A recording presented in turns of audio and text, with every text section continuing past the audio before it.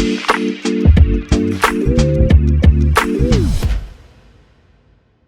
right, hello. Welcome back to another episode of the Sports Reporters who have indeed reassembled on this fine Sunday morning up there in New York City. The Daily Beast, Robert Silverman. Bobby, good morning. How are you? Good morning. You're very succinct these days on the intros. There's never a follow-up. There's never a what's going on with Bob. It's always just good morning. Brevity. It's brevity. Soul of wit. Yeah, soul of wit and stuff. You know, that's what it's Righteous Gemstones Day. Straight and to the point. Yeah. There you go. Out to the point. He's doing the literal point. For the good folks on youtube.com/ChaseNotes Podcast. Also here, over there in Birmingham, Alabama, AL.com's Andrew Hammond. Andrew, good morning. How are you? I'm all right. I like it. Everyone's distinct this morning on this fine morning. So we have a lot to talk about the NBA on this very program, fellas. A lot of NBA is happening over the last week, and I want to start Chris Middleton. No, I'm just kidding. NBA draft winners and losers. Bobby, you're the big draft guy. You're all in on the mocks. I am. Who had your favorite draft? What draft did you like the most? My favorite draft, I know a lot of people are going to say the Houston Rockets, and I wouldn't want to steal the Houston Rockets if Andrew Hammond is going to say Houston Rockets, so I'm going to throw a bit of a curveball here. My favorite draft belonged to the Indiana Pacers. Oh. Yeah. I really liked what Indiana did. I think Jarace, I'm probably mispronouncing his name, Jarachi? Walker. I think Walker from the University of Houston is the best combination of value and fit in the lottery for me. He is the rare 3-and-D wing whose defensive value comes from protecting the rim more than locked in individual defenders. In order to maximize his offensive value as both a rim runner and a connected passer, you need to play with a stretch three. And Lordy, look what they got in Indiana. That's Miles Turner, who still has not been traded. So he's also going to be, his shot is not the fastest three-pointer, but he can shoot from three, and having shooters like Maltherin and Halliburton and of course Turner is really going to help expand his offensive game. Buddy Hield is still there. Chris Duarte, they got a lot of shooters on that team. Shooters shoot, and they shoot in Indiana. To me, also picking up Bryce Sensabaugh at I think 20-something. I lost track at a certain point. 28. I think 28. I think that's excellent value there. And they got one other guy too. Wait, Sensabaugh went to the Jazz. Did he? Yeah, Sensabaugh went to the Jazz. I thought they had a second first. No.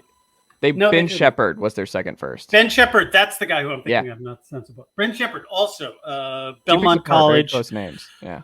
Rose up during the combine. We can edit that out, right, Jamie? Edit out me saying no, it's fine. They're literally like right next to each other, and it's basically the same name. Yeah, no, it's fine. Same name, very different player. But again, solid wing, excellent shooting stroke, good passer, potential as defender, and it's a quality archetype to pick up at the end of the first. I like that draft a lot. I'm going Indiana Pacers, folks. He's going Indiana Pacers. Andrew, your biggest draft winner. Who'd you like the most? How many times have we been doing this? You know my thoughts on winners and losers in the draft. Everybody's a winner. And that's no lie. Here, give me 2.5 years. I mean, well, how about this? What you saw, your gut, where you're like, I think this will end up being the best for this group. It sounds terrible, and it sounds like really just. There's 2 teams that I'm looking at. Actually, 3 teams.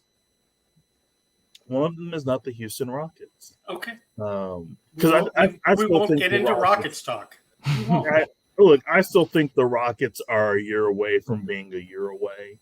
I mean, unless they can make that jump like Oklahoma City did in terms of just, they're on that Bruno Caboclo title track. It's like you go from completely dreadful to, oh, you don't look that bad. That's where Houston's at right now. But the 3 teams I'm interested in are from this draft are all at the top. San Antonio, obviously. Charlotte, because you skip Scoot and then you get Brandon Miller, which the mascot booed them. They got the mascot to boo the pick. Everybody boos the pick. I was there for the crying Kristaps kid. Every pick gets booed. Busts get booed, get cheered. Great guys get booed. But the mascot, man, that's whoa. I was fascinated with them going, oh, okay, so all right. So you like the Brandon Miller pick over Scoot? I don't know how I feel about it. I'm not as high on Brandon Miller as a lot of other people are. Mainly because I'm not saying that he's an average NBA guy, but he doesn't blow me away, I guess. For a guy that is the first college player off the board, okay, cool. I just, I guess I've seen him play, so that's why it's just kind of like, okay, like to me, he is. Does he have superstar potential? Absolutely, but I still feel like it's, to me, Brandon Miller feels like just another guy in the league. And we're not, but this is before we get into the alleged murder. Well, yeah, I mean, there's that, and it's funny because everybody was going in on Malika Andrews, and it's like, guys, you kind of have to sort of. You can't yada yada yada his involvement. In an alleged crime here. So, and it's like, look, either you are going to completely ignore it, or you put it a part of the story, like any good journalist would do, and people are still going to be upset. But forget that.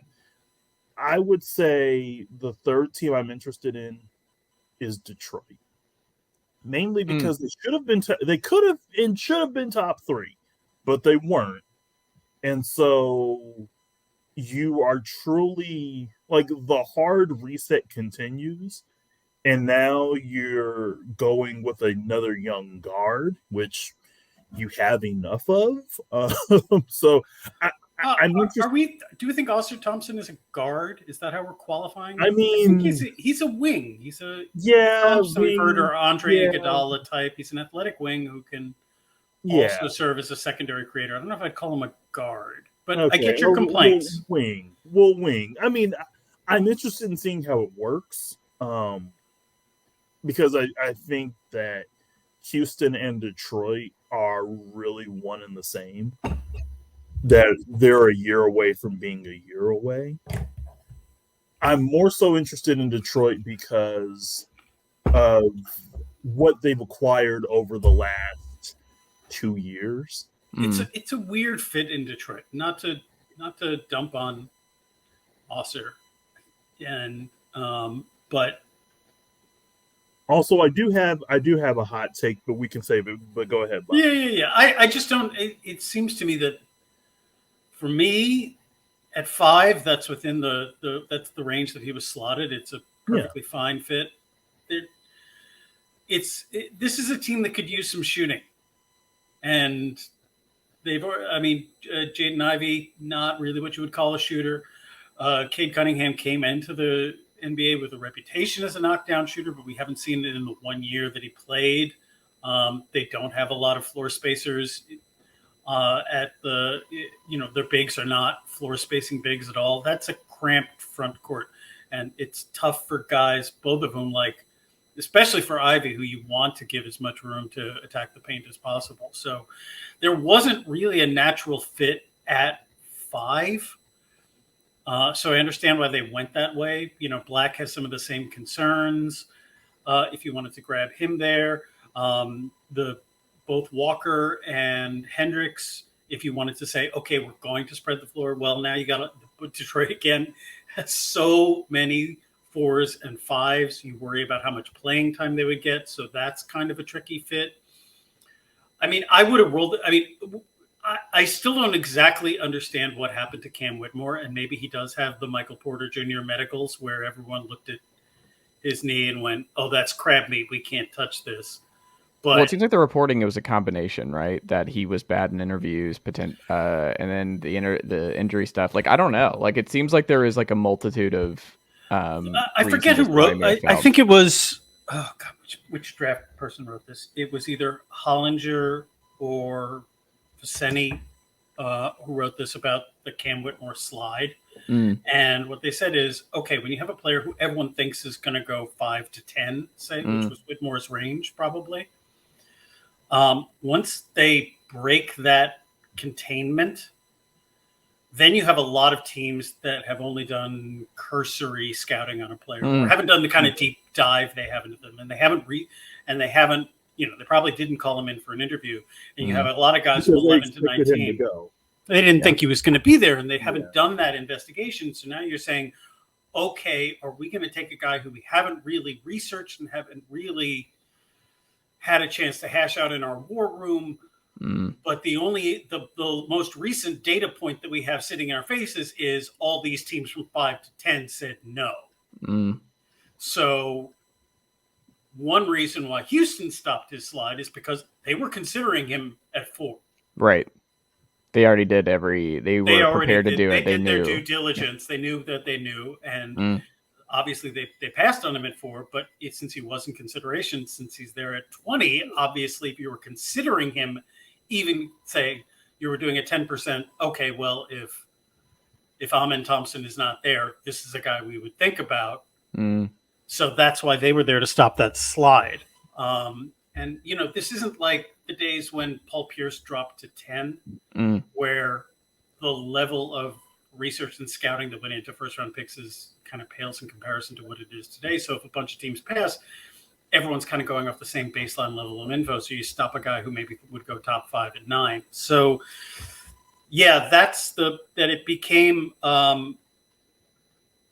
that the fact that people passed on Whitmore became a self-fulfilling thing where other teams said, well, if they pass, then we should pass too, obviously, because what if they know something and who wants to have egg on our faces? And there is these guys who drop precipitously out of the early lottery, there isn't a really strong history of them suddenly bouncing back when they get past, when they end up outside the lottery. So at 20, it's worth the risk.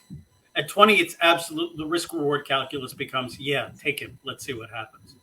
I liked Cam Whitmore from the beginning. I think he's going to be really good. I think the thing about him being weird in interviews, I mean, I've never sat in one of those rooms, but I can't imagine what he said that turned off all these teams so much.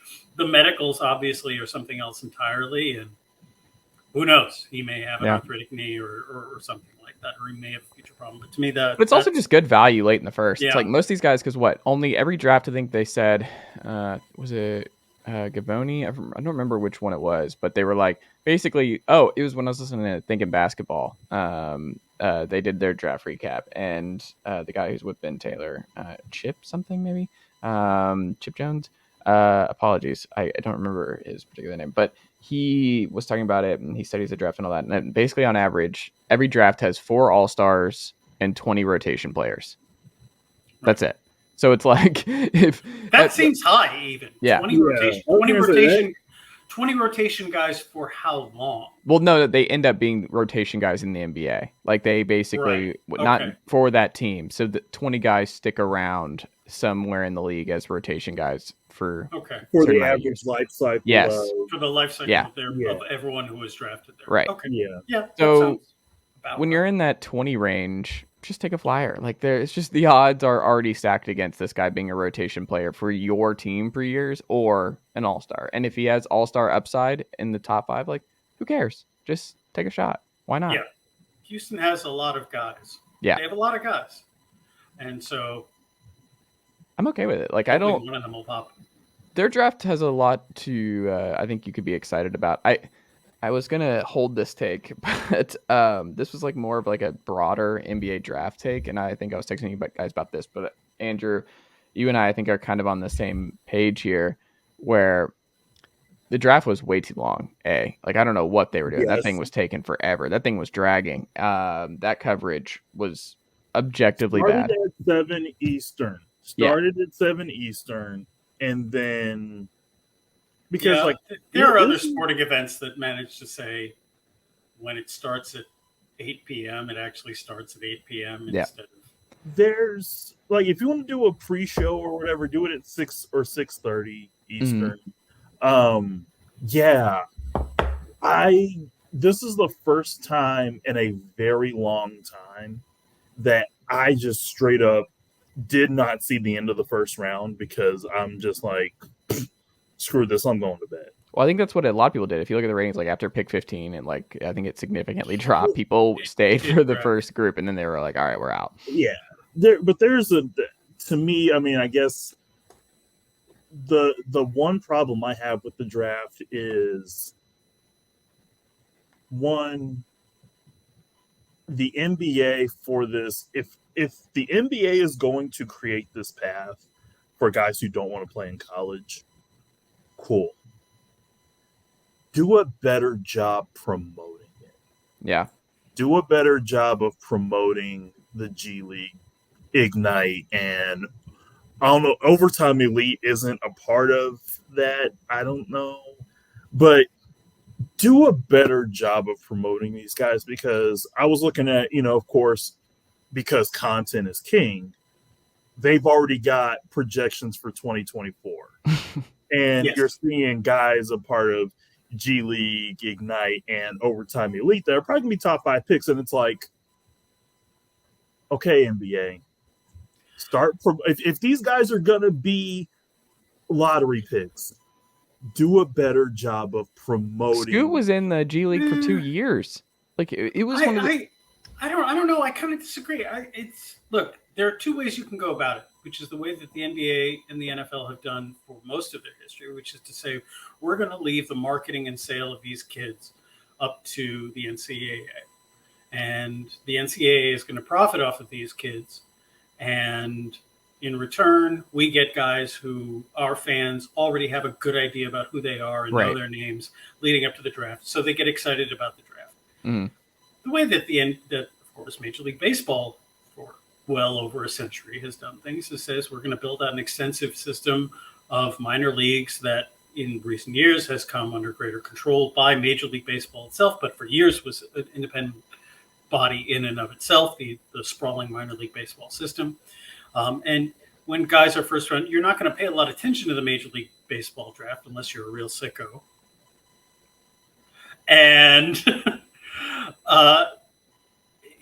But we're going to say that the development and care of these players is going to take a longer timeline, and when they get to become baseball stars after spending a couple of years in the minors, you'll get to know them. What the NBA is doing is a little bit of splitting the baby in half. It's still pretty much just a 1 year. A 1 year advanced degree, you might say, in basketballology. And no, people don't really care about or watch the G League again, unless you're a draft sicko like me. And I think the idea that players, that college should not, that colleges should not have their entire financial structure wrecked in order to profit from young men, I think is the right thing to do. And creating an avenue for guys who don't want to go to college to get paid, I think is the correct way to go about it. And to me, the fact that there's maybe a little bit less interest in the draft itself is a reasonable price to pay for that. I really don't care that most people haven't heard of Scoot Henderson until tonight. Or the Thompson brothers. Or I'm not saying I agree with you. I just think then the product needs to change with it. You know what I mean? Where like Major League Baseball knows that casual fans have no idea who any of these guys are. The NBA was pretending that fans knew the Thompson brothers and Scoot and insert guy here. Like they got a big show to put on. So of course right. It felt disingenuous to me, where I'm like, I know these guys. This is just not a big time field because no one knows outside of Victor. Like nobody knows who any of these players are. Like even Brandon Miller, for the non-college guys. Yes. Nobody knows who they are, and that's why I'm saying it was a year with just not a lot of interesting and good college players. Right. That happens. No, which is fair, but you're also and now if you want to say there were not a lot of good exciting and good college players because Scoot and the Thompson twins were both in the G League instead. Well, okay, then I think the solution to this is the NCAA should get rid of this incredibly confusing nudge, wink, wink naming right stuff and just pay its athletes. And then you can pay Scoot Henderson to play for Duke, or you can pay the Thompson twins. Well, no, you can right now. NIL, like you're making good money. Like he could have made some good money. Like Bronny's at USC next year. Like Bronny, I'm certain is doing okay. I think he's there have been a couple of articles talking about. I think he's already in the 7-figure range for his naming rights. Yes, but so it's a pretty good deal, and it's also you're doing private jets. It's a better life. Like it's a 1,000% better gig now than it used to be. By and large, that's fair. That's fair. That's true, and that's fair. I mean, these guys just wanted to train and prep for their future careers. I really can't fault them. Which is fine. And we're not faulting anyone. We're just talking about the product and like where they're at crossroads. And I think what you're saying is correct. Where it's like, it's fine. Like if that's the price you have to pay, that's great. But like from the broadcast, just something I just jotted down. It's just weird. Like it's just they're in this weird middle ground where it's not like baseball. I was hockey. Accidentally churned to the Channel 7, the ABC feed instead of the actual ESPN feed. So I was like, why is Stephen A. Smith on this all the time? Why is he interviewing Fat Joe to complain about Jericho Sims? That might be another problem here too, right? Where they don't have NBA draft guys. Like Gavoni is not like a Kuiper to them. Where you need, if you're going to invest in them, why are they not? Was Jay Bilas talking about length? And hey, I love Jay. Jay's my dude. Was he on the show again? I was on the wrong channel for the first hour. ESPN feed. But what I miss though is because I was having this conversation with somebody about. I think it was might have been last year's draft or the year before. But essentially it was, if you put the draft on TNT, you're going to have the NBA on TNT guys, but you'll also have the folks from NBA TV kind of explaining to you what these guys are all about. I thought that the ESPN crew did a decent job, but at the same time, I thought Monica McNutt's interviews were excellent. I thought she was well prepared. She asked insightful questions. Shout out to the homie Monica McNutt, by the way. For Monica McNutt, they were not exploitative or designed to sort of gin up viral moments. They were genuine. And she clearly had done the reporting work on all of these players and their families. She was exceedingly well prepared for that. I thought interviews with someone after they're drafted, that is not usually a particularly interesting part of the segment. You know what you're going to get, and I thought she handled it as well as anyone possibly could. Yeah.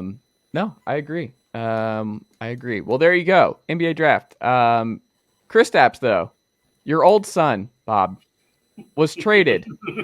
This was this involves both Bobby and Andrew. Kristaps to Andrew's team. I'm poking Andrew on the top of the head, being it's fine. I don't have a problem. You get to root for crap snaps now. Well, I mean, it's okay. Does he fit? What would you like to know about his meddling brother Giannis? What would you like to know about his Twitter account circa 2015? We can have all of these conversations. No, it's fine. It's fine. I'm sure that there's been a few Knicks blogs out there that have complained about it because I wouldn't know. That couldn't. I'm gonna do the Kermit sipping tea thing. Couldn't. I mean, it's fine. Look, spilled. I am in the minority of. You needed to get rid of Marcus Smart like 2 or 3 years ago. Blasphemy. The problem is... Wow. I believe someone has been drinking Haterade. Well, here's my thing. Like, and it all goes back to what happened in the bubble. Where Marcus Smart... Like, go read Gary Washburn's piece from the Eastern Conference Finals game. I want to say it was either game 2 or 3. Where it, like, basically Marcus Smart and either Tatum or Brown almost came to blows in the locker room. And that was like Brad Stevens' moment of enlightenment of, yeah, I don't, this isn't going to work. And so I think at that moment you knew, oh, these three aren't going to last together. Like, it's not going to be, unless you have the come to Jesus meeting that you put. Are you saying Marcus Smart, the heart and soul of the Boston Celtics, was part of the problem? Is that what you're saying? I mean, I'm just, look. Okay. Kermit sipping. So you don't miss Marcus Smart. You're okay. You're not going to be sad at all. I don't miss. I mean, like, for all the great things Marcus Smart did, there were moments where there were I am him moments that it's just like, Marcus, no. Are you ready to offer Kristaps a 2 year, $70-odd million extension, which has been reported is happening pretty soon? I'm super excited for. Oh, I mean, hell, it's the NBA. Everybody's going to overpay for somebody eventually. Okay, so you're cool with spending somewhere in the neighborhood of $120 million on crap snaps and the Jays. You're down with that. I look. It once again. Answer the question, Andrew. Answer the question. Overpays, fine. Screw I'm not saying we've clearly established that everyone overpays. I'm asking you specifically if you're okay with locking down $120 million worth of your salary cap somewhere around, say, 66% before you hit the second apron on Kristaps Porzingis, the soon-to-be mega extension for Jaylen Brown and Jason Tatum. I'm asking you if you are okay with that. Not only okay with that, I'm asking if you're happy with that. That is the Celtics' future going forward. That is the ride or die crew for a title. Are you okay with it? Mind you, I've seen salary cap hell already, so it's fine. It's fine. It's whatever. Wow. It's fine. 2 memes, 1 show. You're sitting there drinking coffee. Celtics cap is going up in flames with a giant Latvian. Okay. It is funny, too, by the way, that Smart did the Tony Allen thing, right? Like, of course, that's how this ended. Marcus Smart goes to Tony Allen route. No, and I think what's crazy is you put him in Memphis. I think he's going to be great there. I think he's going to be a perfect fit. He's going to be a great person in the locker room for that team. Which, I'm sorry, they need somebody who's going to tell them to. Yeah, to cut down on the hijinks. But also, I don't think this works. I don't like the fit all that much because if you're Smart fit or the Porzingis fit? The Smart fit. I think Porzingis is actually a better fit. I look at Smart with Desmond Bane and John Morant. That is a small group. I go Link first. Marcus Smart. You got enough size. I mean, here's the thing. You got Adams and you got John Jackson Jr. They're not on the perimeter. I'm talking this is a perimeter first league, man. The thing about Marcus Smart, the reason he was Defensive Player of the Year 2 years ago is because he can switch onto all manner-sized players. Yeah. And Bane has the same thing. He can level up against bigger wings. He's got the T-Rex arms. I don't know. He does have the T-Rex arms. It's a little weird. But I'm not worried about that. I think Marcus Smart is the perfect fit as a less destructive Dylan Brooks replacement, and I would have gone Middleton. I think Middleton made more sense. They're not getting Middleton. Middleton's not leaving. I don't know. He declined his option to sign an extension. Yeah. Has he signed it yet, though? No, that's what's going to happen, though. They're just waiting until they get all their pieces in place, so they're holding on to this cap hold. Chase, what did the Hawks do? If we're just going to sit there and just I'm over here minding my own business, not mentioning Kobe Buffkin, not getting our own Tony Roten. I saw a Hawks fan just losing his mind, just getting really, really upset, where it's like we waited and just didn't trade anybody and then just drafted Tony Roten 2.0. Like, there was some sad. Apparently, they were tugging on the Mavericks' sleeve, desperately trying to do a 10 for 15 swap if the Mavericks would take John Collins. And I think, honestly, that's a pretty look. I know the Mavericks did quite well for themselves. They love Derek Lively. Like, they're really in on. I'm not as high on Derek Lively, but your friend and reporter MSNBC Ben Collins is like, we did all that to get Willie Cauley-Stein. Yeah, Ben Collins, noted disinfo beat reporter, hates Derek Lively. Yeah, hates. I think the thing he posted, we were workshopping this in the chat, mind you, but the thing he posted on Twitter was that, oh, great, we drafted Willie Cauley-Stein Jr. He really wanted Whitmore, not not to spill the beans on what Ben Collins' draft preferences were. Come on the pod, Ben. I think John Collins is kind of underrated at this point. He's been in the draft so much. He's been in trade talk so much, and the fit with the Hawks and him wanting out of the Hawks. I think John Collins is kind of underrated at this point. Now, you as a Hawks Laker may differ.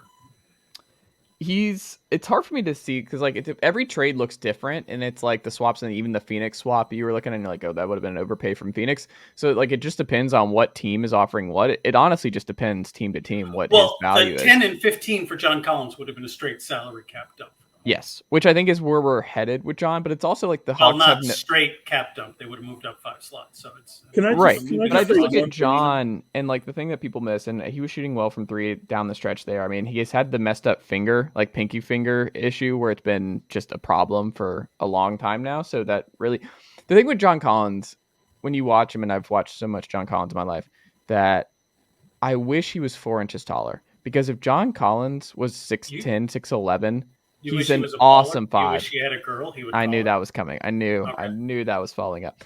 But no, JC is a good, solid basketball player. He's a good guy to have on your team. He's one of your 8 dudes on a contender. He plays winning basketball. I like John Collins. Right. The problem is it's hard to make the geometry of the court work with John Collins by and large, because he's not big enough to guard 5s, and he's also not a good enough shooter that you want him playing the 4 all that much, because if you don't have a good shooter at the 5, it just doesn't work. The offense gets clunky. It's never a clean fit for John, but John's a good player. He's not a great player. I don't think his contract is all that bad. Trade him straight up for Tobias Harris. Yes. But I don't think Philly should do that. I think Tobias is a better player than Can I just say one real quick thing? That was draft adjacent.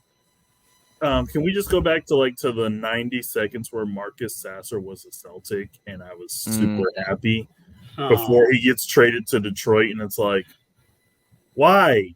Because Brad Stevens decided he was Bill Belichick for one night and just kept flipping picks lower and lower and lower. There were a lot more trades, by the way. Boston, I assume, look, when they got that pick from the Grizzlies, I think Boston is worried about second-round picks. Are more, high second-round picks are in a lot of ways more valuable than late first, because that late first is guaranteed for more money for 4 years. And again, Boston is already looking at devoting $120-odd million to 3 guys, and they cannot afford to have a guy whose contract is at least guaranteed for a minimum of 3 years at that value in the mid-20s when the odds are he's never going to contribute to a winning team. So that's why they did that. Can they still trade Brogdon? Yeah, I mean, he's apparently, speaking of crab meat. Mm-hmm. I don't. The reports at least are that his injury is so bad that's why the Clippers backed out. Well, he needs forearm surgery apparently or something. Yeah. He might. I don't know. Brogdon's one of those. I think before last year, Andrew, you were high on. I was like, oh, this is bad idea. This man can never stay healthy. This man, it's just never going to happen. Some dudes are just never going to be healthy. Malcolm Brogdon's one of those dudes. It was okay, if you can get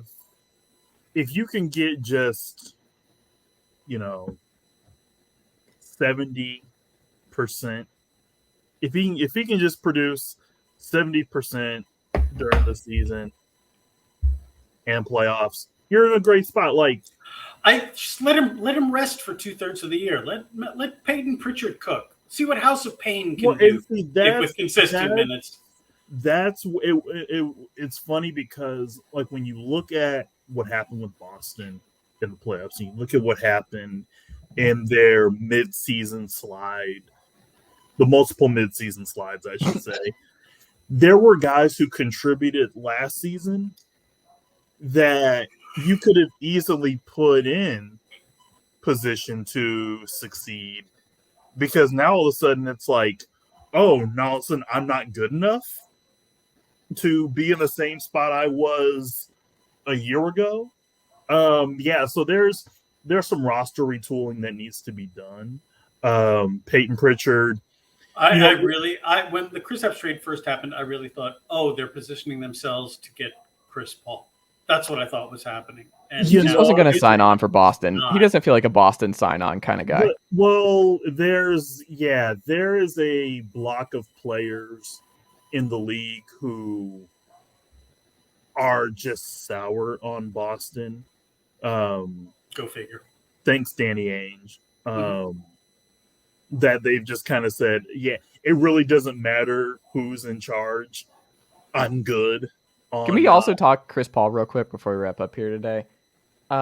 Did y'all watch the interview where he's just, because he's doing the book tour, which is just hilarious that he has all these press, like that's just the worst luck possible. And I'm sure the publicist is just like, we were all laughing about the Chris Paul stuff, but I'm like, the publicist just had to just be like a loud F when this happened, because it's like all these things are set up, and then you have to be like, all right, I guess Good Morning America is going to ask Chris Paul about getting traded. Yeah. To be fair, at least it wasn't the day of. They at least had some time to go into some type of a war room and prepare for this. Yeah. But at the same time, it's like, yeah, Phoenix, I get you're like, hey, we're having this conversation one day, and then like 16 hours later, we're trading you. So well, he's still clearly pissed. Like him mentioning, like he is not happy. Yeah. Yeah. I mean, I totally get it. Do you like the fit of him in Golden State? I do. I don't know if I do. I've been going back and forth in those last couple of days. I don't know if I like it. It's for like Golden State has always run motion and pass centric and very free flowing offense. That's what got them all those titles. Chris Paul has not played in that kind of system. In fact, in every stop in his career, the system has contorted to Chris Paul. I mean, there were different things that he had to do in the brief stretches with Phoenix when he was playing with both Durant and Booker. So obviously, I think he's capable of changing his game to suit what Golden State wants to do. But that's a lot to ask of a 38-year-old player. Yes. And one who is known for being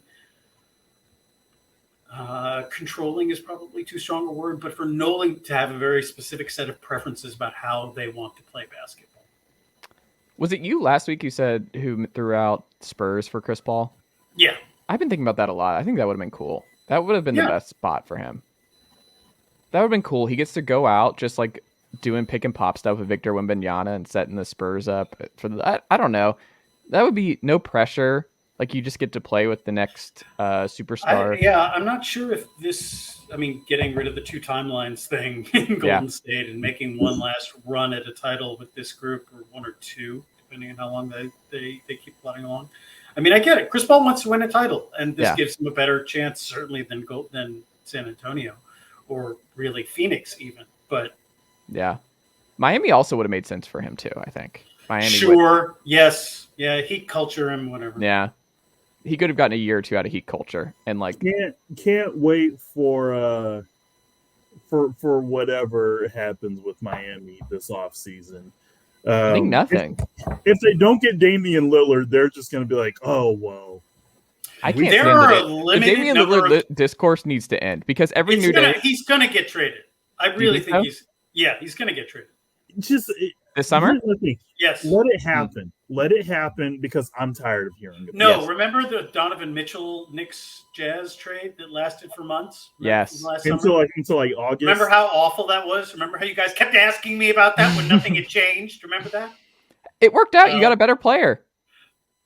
I'm fine with it not happening. What I'm talking about Can we say Jalen Brunson's better than Donovan Mitchell? I think he's better. You can make that argument. You can, if you factor in contract, you can absolutely make that argument. He won the series with worse supporting cast. Deeper support. You leave Julius Randle alone. Yeah. He seems nice. Julius Randle, he's just stuck it through. Like Julius Randle deserves like some sort of New York sticking through it award, where Julius Randle has seen the ups and ups of being a Knick and the worst and worst of being a Knick, and what that means from the press and the fans, and he's found himself back up at the top. Like Knicks fans like him again. Like no, you missed it. We want him traded again. No, but like it flipped. But he's finding a way to he's all over the place. Most guys don't go through this. there's a segment of Knicks fans that think in order for the team to get better, they have to move Julius Randle, which I think is true. But there is no deal that any of us, idiot fans can think of that would actually make that happen right now. Would you do DeAndre Hunter and John Collins for Julius Randle? Yeah. I think I would do that too. That would open it up for AJ Griffin. I would be okay with that. Yeah. I would ask Atlanta for a pick. That's fine. We don't need any more. We have enough. Sold. Yeah, I might do that. But that would be a downgrade for the Knicks. That would mean taking a step backward in order to. Yeah, you were maybe definitely depends on what DeAndre Hunter is for y'all. I think it would be. It would absolutely that's the problem. They're in a weird.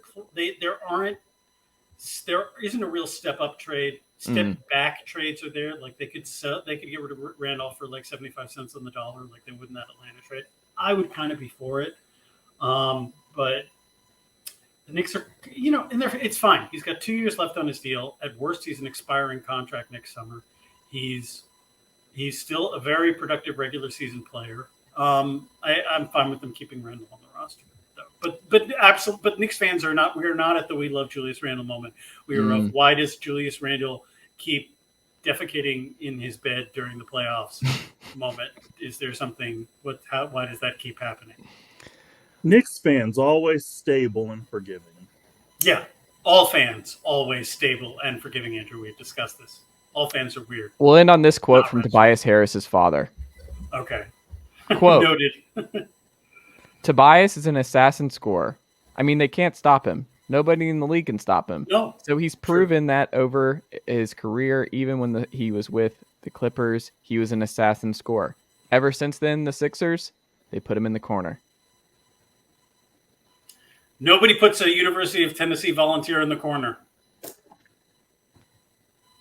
VFL. Sure. Bob Silverman, what can the good folks check out from you this week over the Daily Beast? Anything you want to plug? No, I'm good. There was we didn't plug my Live Golf article last week, so that's okay. But we'll recircle back this article. It's old news, but I wrote a story about why the PGA caved to Live, and the short answer is money. If you want to read that, it's on the Daily Beast, and you can see tweets about it on my timeline. You can always find me on Twitter at Bob Sayeda. There you go. Andrew, what about you and the team over at AL.com this week? Just prepping for SEC Media Days in like 3 weeks. So. Are you going? Are you coming up to Nashville? I am. There you go.